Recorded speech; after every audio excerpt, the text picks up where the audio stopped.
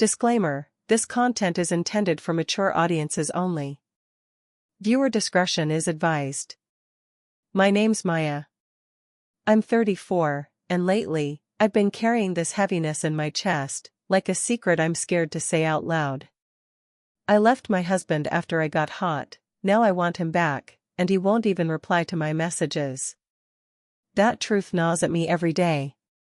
When we first met, things felt effortless. His hands on my waist were warm, sure, like the world made sense when we touched. There was this electricity in the way he kissed me, slow and intentional, like I was the only person who mattered. I remember the nights curled up next to him, his fingers tracing lazy patterns on my back, and the way I'd sink into him like I was finally home. It was safe. Sexy. Real. But somewhere along the way, the warmth started to cool. Our kisses lost their fire, turning more like a habit than a spark. The cuddles that used to make my skin tingle felt stiff, almost like an obligation. I'd lean in, looking for comfort, and he'd pull away just enough to remind me he wasn't really there. The hug stopped being gentle and became something I had to endure, a silent demand for attention I didn't want to give. I still remember the exact moment it hit me. We were sitting on the couch, my head resting on his shoulder like I used to, but this time he barely flinched. His arm was around me, but it felt distant, like a guardrail instead of protection. I looked up, searching his eyes for a flicker of the man I'd fallen for, and found only emptiness. That's when I knew, I was losing myself, and maybe, I was already gone to him. He's a chef, always been, since before we met. There's something about how his hands move in the kitchen, precise and confident, that made me fall for him in the first place. But now those same hands, the ones that once made me feel seen, feel clumsy or impatient when they reach for me. Last night, after a long day, he tried to touch me the way he always did. He came up behind me while I was scrolling on my phone, wrapped his arms around my waist, and pressed his cheek to mine. But instead of melting into his warmth, I stiffened. His touch felt mechanical, like he was checking a box rather than really being there. I wanted to tell him that I didn't want his hands just on my body, I needed him to reach inside, to see me. But the words caught in my throat. How do you explain that you're aching for something you don't even fully understand yourself? He's trying in his own way. Sometimes he makes me dinner, even when he's exhausted, and I know it's his version of love. But that's not enough for me, not right now. I want the kind of connection where we sit across from each other, really talk, where his eyes don't just glance at me but search me out. Instead, there's this growing distance. I feel like I'm standing on one side of a glass wall, and he's on the other, trying to touch me through it but never quite breaking through. The worst part? I see him trying, but I don't know how to meet him halfway. So I pull back, and he moves closer, and neither of us feels the safety we used to have. It's this terrible tug-of-war where no one wins, and I'm terrified that if I say the wrong thing, he'll finally give up. That evening, he came up behind me again, the way he always did, his hand sliding down my sides with that familiar ease. I could smell the faint scent of rosemary and garlic still clinging to his skin, and for a split second, I wanted to lean into him, to let it be like it used to. But my body didn't respond. Instead, I flinched the tiniest bit when his hand landed too hard on my lower back. He didn't notice, or maybe he did and thought it was a joke, because he gave a soft chuckle and said, "Hey, I'm just saying you look good." I wanted to believe him. I wanted to feel that heat in my chest, the fluttering that used to come with his touch. Instead, my mind spun, questioning every move, every kiss. When his lips found mine, I leaned in, but it felt like pressing against a wall. No warmth, no spark, just a soft, awkward brush. I pulled back before he could deepen the kiss, suddenly dizzy with confusion. "Is everything okay?" he asked quietly, searching my eyes. "Yeah," I lied, forcing a smile. "Just tired." But inside, I was screaming. I wanted to want him.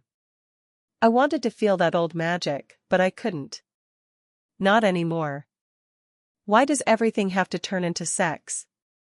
I wondered bitterly. Why can't we just be close without it feeling like a performance? It happened one night over dinner, the kind of quiet Friday night we used to look forward to, just the two of us, candles flickering, soft music playing.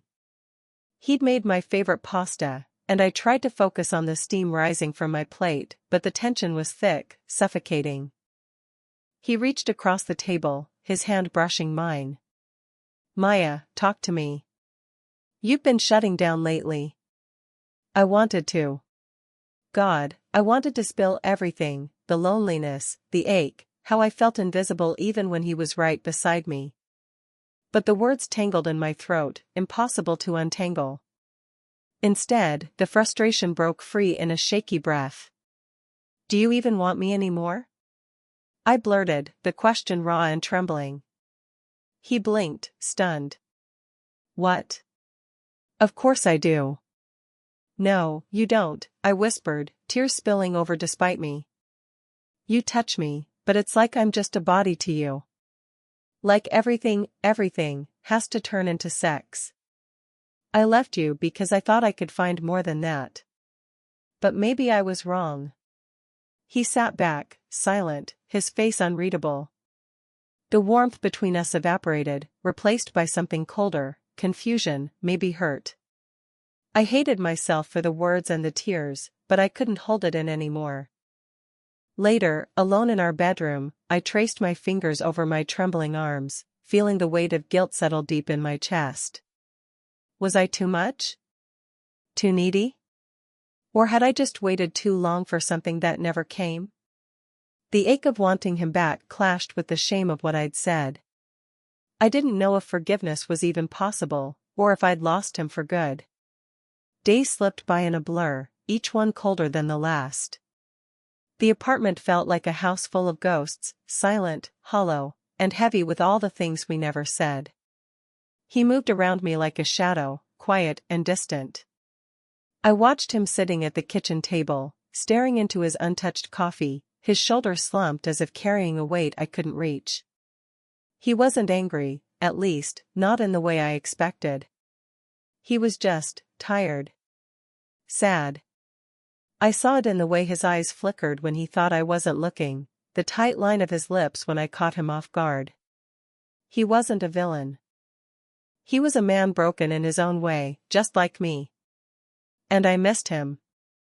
God, I missed him, the sound of his laugh, the warmth of his hands, the way he used to make me feel like I was enough. But the harder I reached out, the more the silence stretched between us, a canyon I didn't know how to cross. Every time I thought about messaging him, calling him, I hesitated. What if he didn't want me back?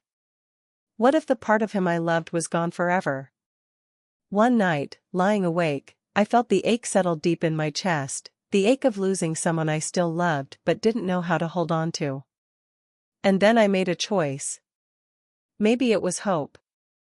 Maybe it was fear. But I decided to try.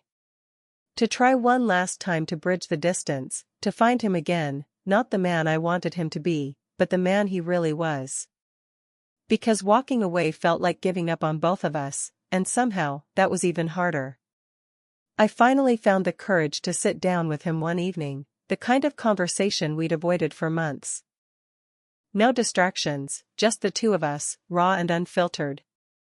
I told him everything, how I felt unseen, how the silence crushed me, how I left because I thought I deserved more than what we had.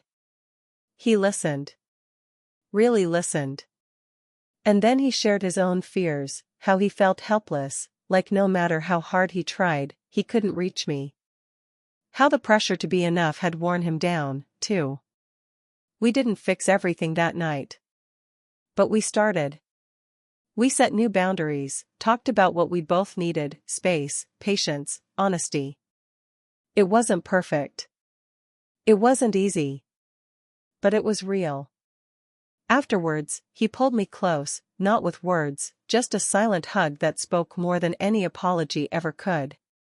I rested my head on his chest, feeling the steady beat of his heart, and for the first time in a long time, I believed maybe we could find our way back. It won't erase the past, and I don't know what the future holds. But in that quiet moment, wrapped in each other's arms, I felt something fragile and true: hope. If you asked me what I've learned through all of this, I'd tell you, it's that love isn't just about the heat of desire or the comfort of routine. It's about being seen. Really seen. It's about the quiet moments when you feel safe enough to say the things that scare you, and about the courage it takes to listen, even when it hurts. I thought leaving him meant I was walking away from love. But what I found is that sometimes, you have to lose yourself first to know what you truly need. Desire isn't just physical, it's emotional, spiritual, the hunger to connect beyond skin and breath. Whether he stayed or walked away, I learned that the hardest relationship to navigate is the one with yourself. And that's where the real healing begins. So if you're here, listening, struggling with your own love story, remember this: sometimes, the most courageous thing you can do is to be honest with yourself, about what you want, what you need, and what you deserve. Because without that truth, love can't find a home. And maybe, just maybe, that's the kind of love worth fighting for.